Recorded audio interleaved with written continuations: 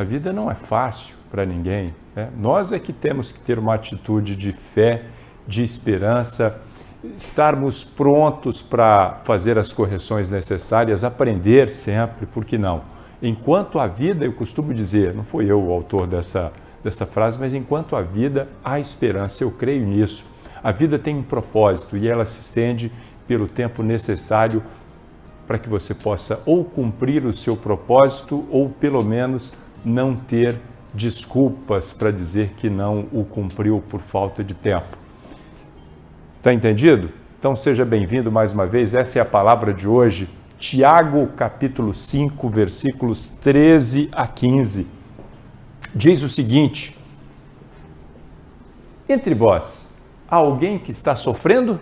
Será que tem gente sofrendo agora? Muita gente está sofrendo. Responda para você mesmo aí. Que ele ore. Ou seja, você que está sofrendo, que você ore. Eu vou ler primeiro para depois a gente fazer as nossas ponderações, não é? Entre vocês há alguém que está sofrendo? Que ele ore. Há alguém que se sente feliz? Que ele cante louvores. Entre vocês há alguém que está doente? Que ele mande chamar os presbíteros da igreja para que estes orem sobre ele e o unjam com óleo, em nome do Senhor.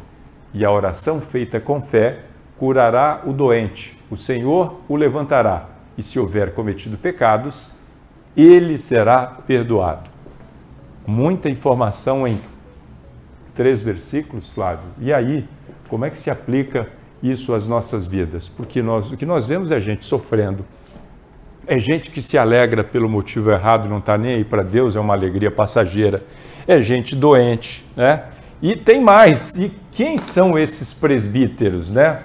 Da igreja. Qual igreja? Alguém está perguntando. Espera aí, vamos responder todas essas perguntas com a maior simplicidade.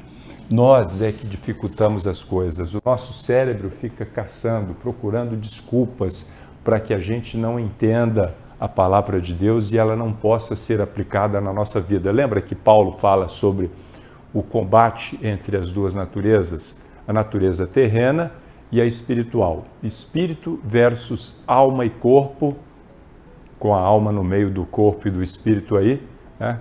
Sempre disputando. O que estiver melhor alimentado vai vencer a batalha. É como se duas feras estivessem lutando. A que estiver melhor preparada, melhor alimentada, certamente vai vencer a batalha. E aí, quem é que você está alimentando? Eu já disse aqui ontem que a fé vem pelo ouvir a palavra de Deus. Se você persistir na fé, você vai alcançar a vitória. Mas hoje eu quero falar com você que se sente dessa forma aí. Volta lá, pode encher a tela de novo que eu vou esmiuçar aqui, em o nome do Senhor Jesus, cada versículo, cada sentença destes 3 versículos, para que nós possamos aplicá-los em nossas vidas. Eu aplico na minha, você aplica na sua aí do outro lado e você vai ter resultado se você fizer isso com um coração aberto, com fé, com uma mente pura, né? sem contaminação dos maus exemplos. Né? Não é porque fulano fez e não deu certo que agora você vai achar que não vai dar certo para você. Ah, não é porque o fulano de tal é um charlatão, se aproveita da fé dos outros para levar vantagem, que agora a palavra de Deus vai ser invalidada. Pelo contrário, até os charlatões muitas vezes têm resultados porque a palavra, se aplicada, vai dar resultado. A fé vem pelo ouvir. Muitas vezes alguém, usando de má fé, vai pregar o evangelho, vai invocar aquilo que a palavra diz e vai fazer com que algumas pessoas apliquem e isso vai funcionar na vida das pessoas, embora aquele que está sendo o mensageiro possa estar corrompido. Isso não invalida a palavra de Deus. Quer um exemplo? No último dia, no dia do acerto de contas, quando estarão alguns à direita e outros à esquerda de Jesus Cristo, aqueles que forem jogados fora da sua presença, aqueles que forem condenados, vão dizer assim: Senhor, mas em teu nome nós não profetizamos, nós não expulsamos demônios, nós não curamos enfermos. E Jesus Cristo não vai negar que eles fizeram isso. Pelo contrário, vai dizer assim: apartai-vos de mim, vós que praticais a iniquidade, não vos conheço. Ou seja, tem gente que nem conhece a Jesus Cristo, não tem intimidade com ele, não tem um relacionamento, mas se utiliza da palavra E a palavra funciona porque a fé vem pelo ouvir. Quem está ouvindo lá na ponta, recebendo de bom grado e aplicando a palavra vai funcionar. Ainda mais se eu e você tivermos o mínimo de comprometimento com Jesus Cristo, usarmos a sua palavra com seriedade, por que ela não vai funcionar para você então? Se está alguém sofrendo, o que tem que fazer? Ore. Você está sofrendo? Ore, desabafe. Ao invés de ficar contando os seus problemas para os homens, as pessoas que nada podem fazer, conte para Deus os seus problemas. Ele tem uma saída, ele tem uma resposta, já dizia uma antiga canção do meio que eu frequento, não é? Conte para Deus o teu problema. Não vou cantar aqui para não estragar a mensagem, mas a letra dizia isso. Conte para Deus o teu problema. Ele tem uma resposta, ele tem uma saída, um livramento especial. Ah, você não está triste, você está alegre. Compartilhe dessa alegria com o autor da alegria verdadeira, da felicidade, que é Jesus Cristo. Cante a Ele louvores, agradeça-o, porque você está num momento feliz, num momento alegre de realização. E vamos mais, entre vocês há alguém que está doente, que ele mande chamar os presbíteros da igreja. Quem são esses presbíteros da igreja? E de qual igreja, Flávio? Existem tantas? Meu amigo, pouco importa o nome. Se a pessoa tem comunhão com Deus, se ela vem em nome do Senhor Jesus Cristo, manda chamar. Sabe por quê? Quem não é contra mim é por mim, Jesus Cristo disse, deixou bem claro. Não vamos nos apegar a pequenas diferenças doutrinárias para invalidar a fé de quem quer que seja, desde que seja em o nome do Senhor Jesus Cristo. Presbítero, pastor, bispo, no fim das contas é a mesma coisa. Você sabia disso? Se você fizer uma tradução do grego, presbítero, bispo, pastor, vai dar a mesma coisa. São nomes utilizados, são títulos para o mesmo cargo. E que igreja é essa, Flávio? Bom, nessa época aí não tinha placa de igreja alguma. Eram os cristãos que se reuniam em cidades, geralmente na casa de alguns irmãos, e não tinha nome da igreja. Eram os da fé. Aqueles que professavam o nome do Senhor Jesus Cristo, aqueles que estavam no caminho, dispersos, perseguidos por Roma. Essa é que é a verdade.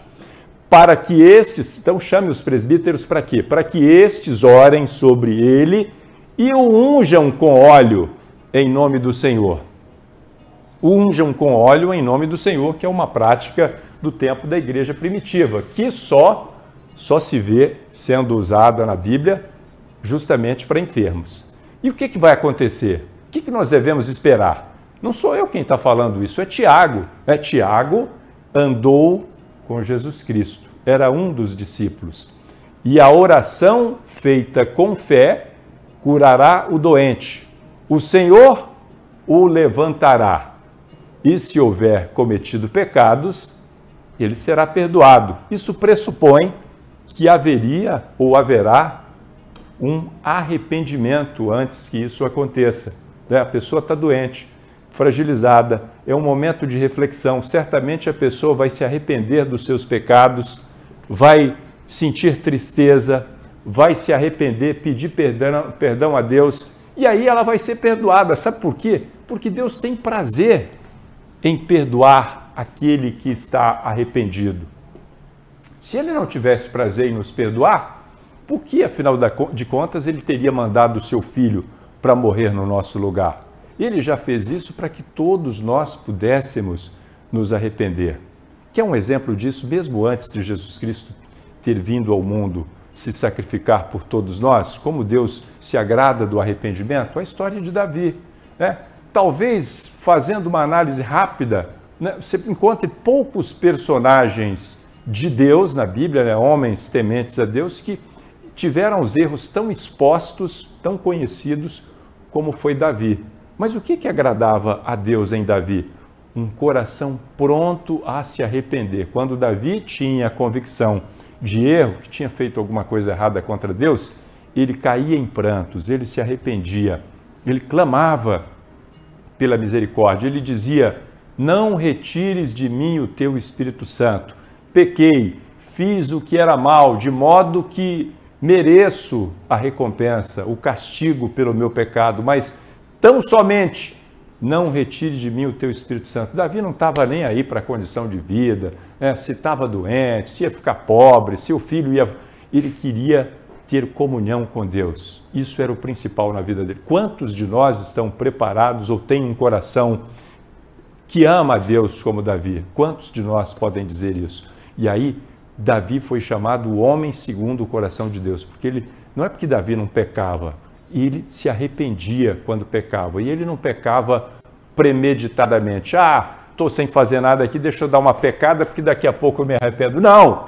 Ele pecava pelas fraquezas, as armadilhas da vida, mas ele se arrependia com muita facilidade porque tinha um coração temente a Deus, um coração sincero. É isso que ele quer de todos nós, que nós sejamos sinceros ao ponto de admitirmos os nossos erros e que nós estejamos dispostos a abrir mão do pecado para agradá-lo. Eu oro neste momento para que Deus restabeleça a sua saúde, a sua alegria, para que Ele restabeleça a sua comunhão e que você tenha paz. Em nome de Jesus, meu Pai, eu te peço, visita essa pessoa agora que está arrependida dos seus atos e quer fazer uma aliança contigo. Visita agora essa que está doente. Talvez ela pense que não tem mais saída, não tem mais jeito. A tua palavra é simples e poderosa. A oração da fé salvará o doente. Que ela levante-se agora em nome do Senhor Jesus Cristo. E aquele que está alegre, glorifique ao teu nome, honre a ti, porque a alegria verdadeira vem de ti. Tudo isso eu te peço e agradeço em nome de Jesus. Amém.